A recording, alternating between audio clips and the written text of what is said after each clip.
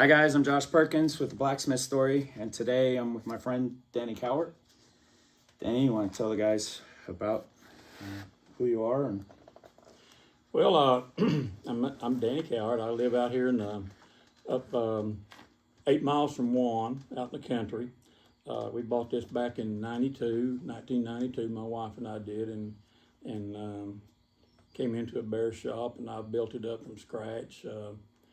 My same time I was still teaching. I was a school teacher for 37 years, and taught what was called industrial arts, where we learned what I always called the art of industry, because I always thought it was that way, because we got to learn every phase of industry that was out there while I went to college, from multiple types of metalworking, different types of woodworking, crafts of all kinds, and it was just a great program. I majored in that, minored in math, and also minored in education. And then when I graduated in '73, I got a job. I was down in Ada, Oklahoma, and I got a job here up here in Bartlesville, Oklahoma, and went to work in the Bartlesville school system and worked there for 12 years, and then or 13 years, and then went out to Tri-County Tech and taught computer-aided drafting for 24 years. So that's my working background. Now, before that, I grew up working for a mechanic. My dad put his own shop in when I was a sophomore in high school. Before that, I worked with him down at Lincoln Mercury dealership in Ada, Oklahoma. Overhauled my first flathead Ford when I was 8 years old, and worked in engines and cars and stuff like that my entire life. I've got lots of old cars that I've built up and sold, and done the same thing as most kids did my age back in those days. Had lots and lots of cars, and so I've enjoyed that. But I worked for my dad through high school. He got me on a work release, and I worked for him, and then I went to work in an automotive machine shop after that, and we also did small engines, so I got a good education in that. But I've had my dad was a mechanic, what I always call a mechanic. He was also an automotive mechanic, but to me, a mechanic is somebody that works with mechanical things, and Dad was extremely good at it. He made lots of his own tools. It's fun to go into a parts house now and see tools that my dad made and I made that are for sale now in the parts stores and stuff like that. So, Nice. So how did you get into blacksmithing? When I moved out here, I had been doing a lot of woodworking. While I was teaching, I had a a woodworking shop, and a friend of mine moved up here too and was teaching, and he was into cabinet making. He'd done cabinet making in the past, and we actually put in a cabinet shop, and we did lots of cabinets, built a lot of woodworking things, and I was really into woodworking pretty deep. Moved out here, I was turning a lot of pieces. One of my favorite things was to take antique furniture that was broke and messed up, and I would repair it, get it working again, and once I got it repaired, I didn't have no use for it. My whole thing was fixing it, and I turned thousands of spindles and made pieces for furniture that was to put it back into working order. And when I moved out here, I brought my little lathe out here. It's not the one I have now, but it was a simple lathe, and I needed some tools for it, and I got to looking around and trying to buy some, and they were so expensive. It just dawned on me one day. I said, "Well, why don't you make your own?" He said, "You got a shop." I had that personality that if somebody made it, I could make it.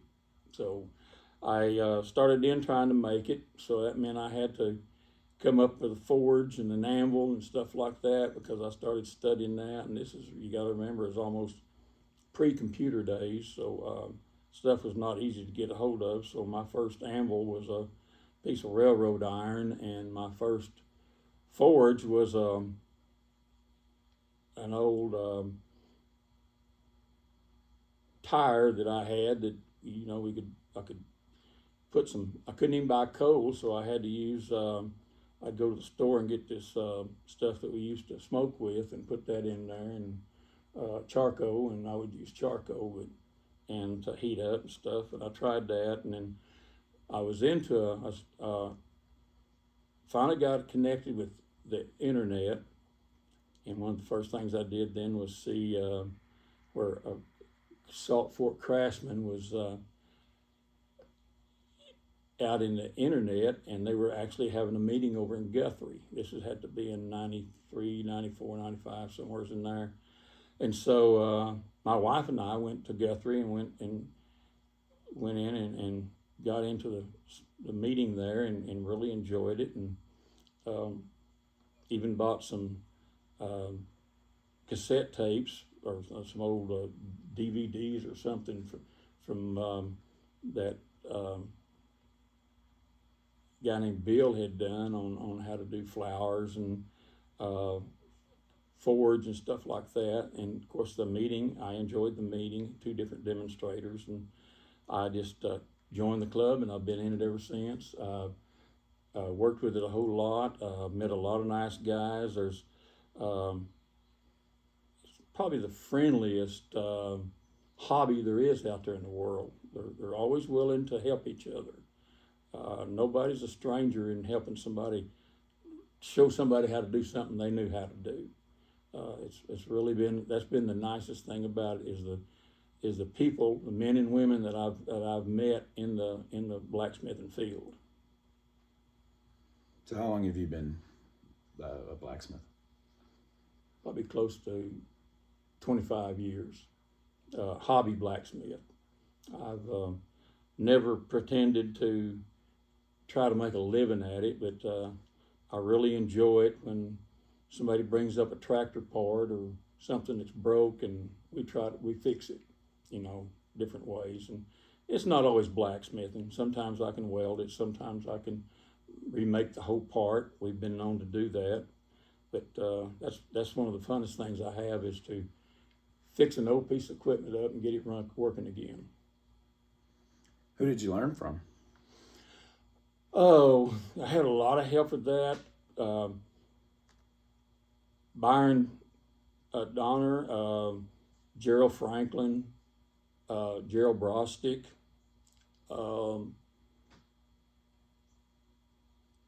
I got my hands on every book I could buy. I bought all the videos I could get, and I watched these videos and learned what I could from it. And then people would come to meetings, and that was really nice, because it's hard to put names to them, because they would come to a meeting, and a lot of times they would demonstrate how to do something, and we'd all watch them do it, and then we'd try to demonstrate ourselves and show things. And we'd done, it was we would have set up here, we might have 5 or 6 forges set up, everybody working on something. And in your house, you have a lot of items that other smiths have made, and those are trade items. Yeah, we have what we call the iron in the hat, where we all come in, and if I'm going to have a meeting, I might say, okay, everybody makes something to do with a garden tool, or maybe everybody brings something that you might want to use to do a cookout with, or maybe it's a kitchen appliance, or everybody bring a knife, make a knife or something, and everybody would, and then at the next meeting, which is in a month, and then during that time, a lot of people would try to go out and make something that would take part of that, and then they would bring it, and we would lay them all out on a table, everybody that brought something, and then those that brought something, then we would have, we'd lay numbers down on it, and then we'd do what we call an iron in the hat. We'd throw the numbers, the matching numbers in a hat, and then everybody would pick a number out, as long as you didn't pick your own number, and you would take somebody else's item home. So we all learned, and you'd get the whole spectrum of the quality of work, from the new guys to the guys that had been doing it for a long time, and it was really good for the new guys to pick up something from somebody else and see the quality of work they did, and it if nothing else, take it home and copy it and learn from it. So we really had a lot of fun with the iron in the hat. Sometimes we'd have what we call a critter. Well, you never knew what you was gonna get when you did a critter. You know, it could be a lot of things. So Yeah. but it was a lot of fun. Tools sometimes, things like that. Yeah. It's a great opportunity to see other people's artistic takes on various Absolutely. things. Oh yeah. It was really nice. So over the years, have you developed a specialty, or you just enjoy making a little bit of everything? I guess my specialty would be tool making and tool repair. I got into making all my own tools because a lot of the tools you could buy a few chisels here and there, but it's more fun to make them as long as you made them out of good tool steel and learned how to heat treat them. That was very important that you did that. And that was one of the things that we taught in our very first class that we taught was how to make a chisel and heat treat it, because we'd make it out of some pretty good tool steel, either sucker rod or some other good steel that people could take home and use to make something else with. But I really enjoyed repairing tools. I got to repairing a lot of blowers that we used, hand crank blowers for the forge, and I made quite a few of those. And most of the time when I got them made, I traded them. I didn't really try to sell them and make money. This hobby was a hobby. It was never meant to be a profitable thing for me. And even when I would demonstrate, a lot of times we would give away what we demonstrated, because people would, if you meet somebody new and really enjoyed it, because you got a lot of people walk up and watch you work, and it was a lot of fun. Yeah. But I'd have to say, making and repairing tools would be my biggest hobby, or blacksmithing hobby. Do you prefer coal or a propane forge? Now that's a question that it's all relative to what I'm making. I really really love forges because they're harder to control, but the metal's easier to control. If I'm wanting to do a good forging project where I have to forge some things, I much prefer the coal, because I can get my coal fire clean, get things all cleaned up and ready, and I can control what I'm making, and I control the fire a lot easier than I can with the gas forge, because propane will only get so hot. And you can turn the heat up on it until you got what we call a dragon's breath blowing out of it, and then you got to wear a big old long glove or something to protect yourself, because long tongs, because you have to have a whole lot better protection doing working with a gas forge than you do with a coal forge. Working with little tiny items in a gas forge is very difficult, and it's not with a gas forge. So I guess it's relative to what I'm making. If I want to come into the shop, fire something up, work for an hour, and shut her down and go back in the house, the gas forge is my choice. If I want to make something and I want to really get articulate about it and try to make it really look pretty and nice and clean and worked up, well, I prefer the the coal forge. If you can get good coal. Are you a member of any organizations? I'm a member of the Salt Fork Craftsmen. That's a group here in Oklahoma.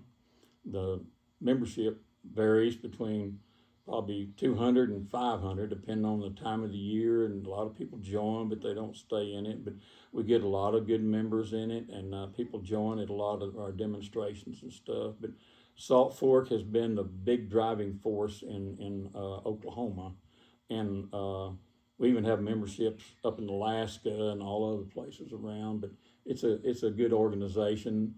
It's a 501c3. It's a whole purpose in being there is to teach blacksmithing to other people.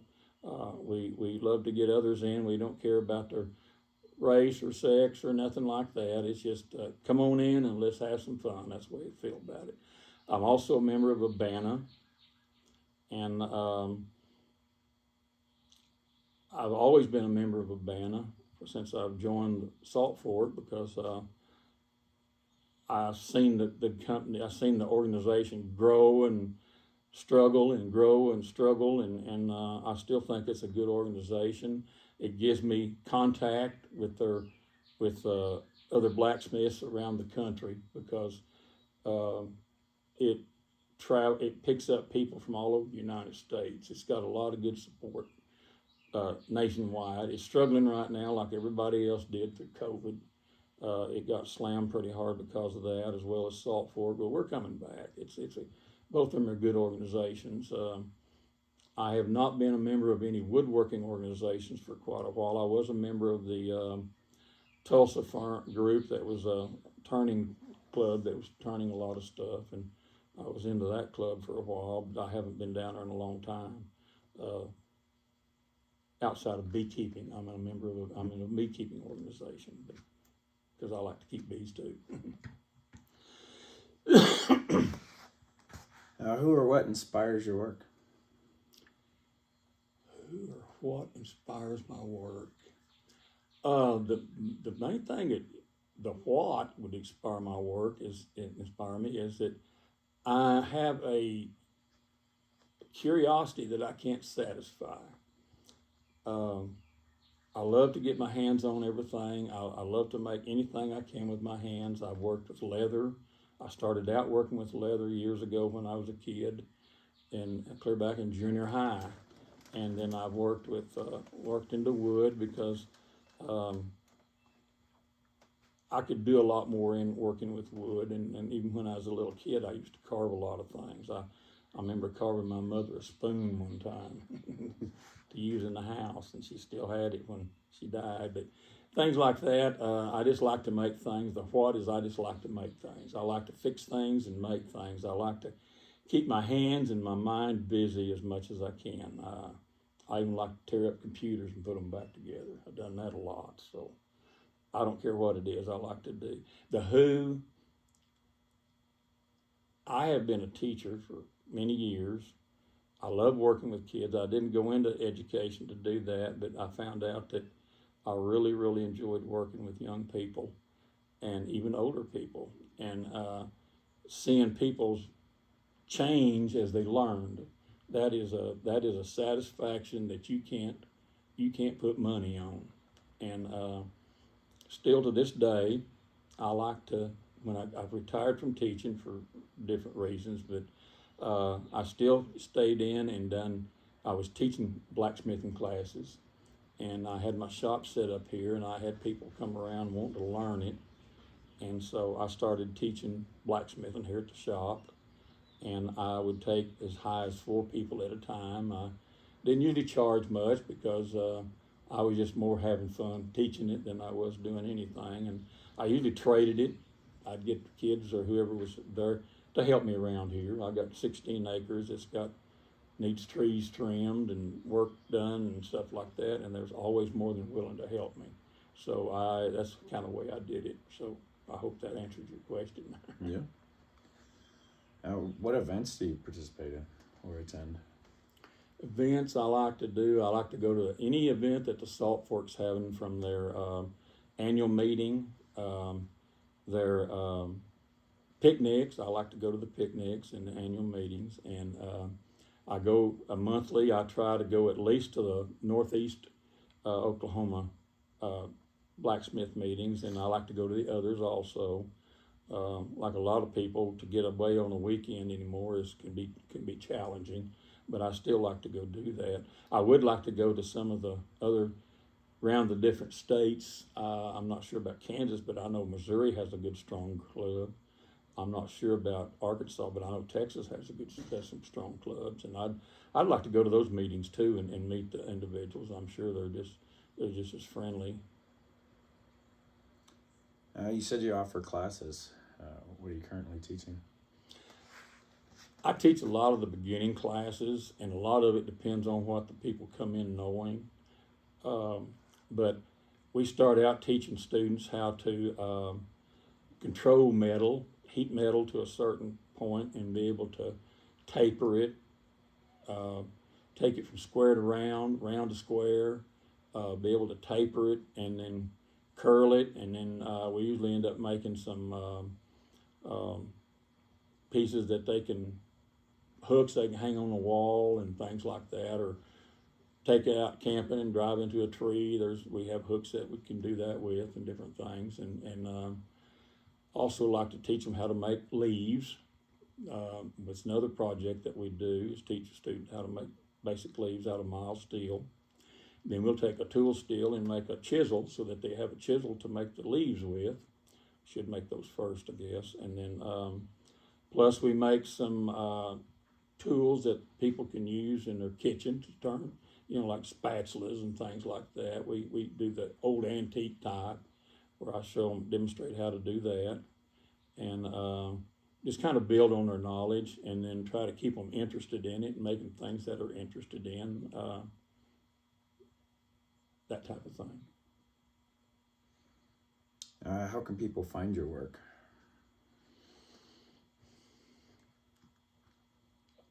Most of the work that I show or I put out is done at when I do demonstrations, because we demonstrate at antique tractor pools, church gatherings. We'll set up and do those if people ask us to come. Scouts, I get a lot of scouts. I've had scouts to come out here and spend the night and help them make something to take back home, usually a cross or something. I go to the conferences that we have, or the state fairs. I show my stuff there, and same way at the Ren Fair, we try to show stuff there. But I don't really have anything on any place set up. I do have a site on the internet for the Rusty Dragon Forge, but I haven't put anything on it to show yet. But Tracy and I have been working on that. Nice. What advice do you have for beginners?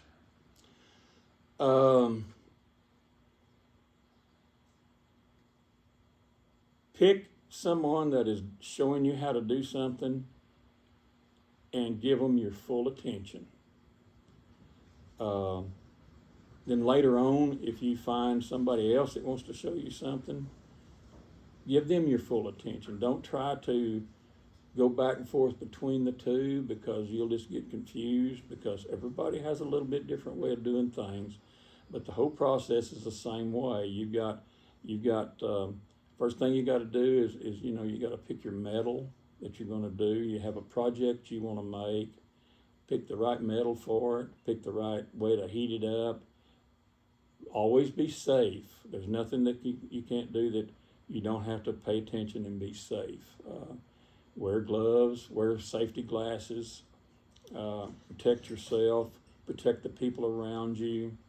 But the safety is the number one thing, and then finding some simple projects that will teach you how to control the metal. And the better you learn how to control the metal, then the better you're going to be able to start making the material, the things you want to make. As soon as you learn how to twist the metal, bend the metal, and treat the metal like you want to do, that's when you start learning how to make different things. What would you like to see the future of blacksmithing? Well, I have been so excited in the last few years over the new people that's coming in. We're finally getting some new people in Salt Fork, craftsmen. For a long time, it was just a bunch of old guys like I've turned into. But the thing of it is if we got to get new people in, Salt Fork's whole purpose of existence is to teach blacksmithing safely.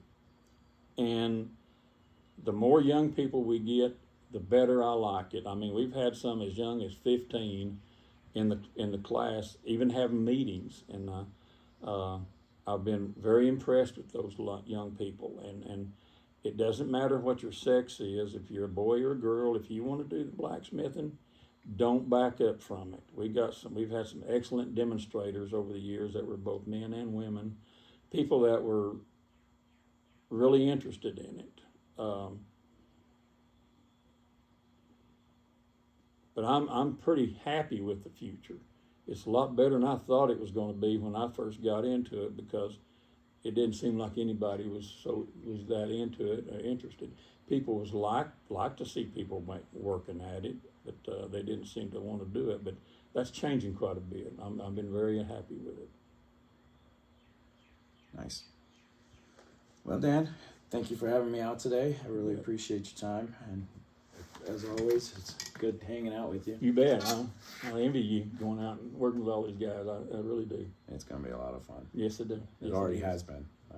It's going to be a good year. You're going to learn so much. Yeah.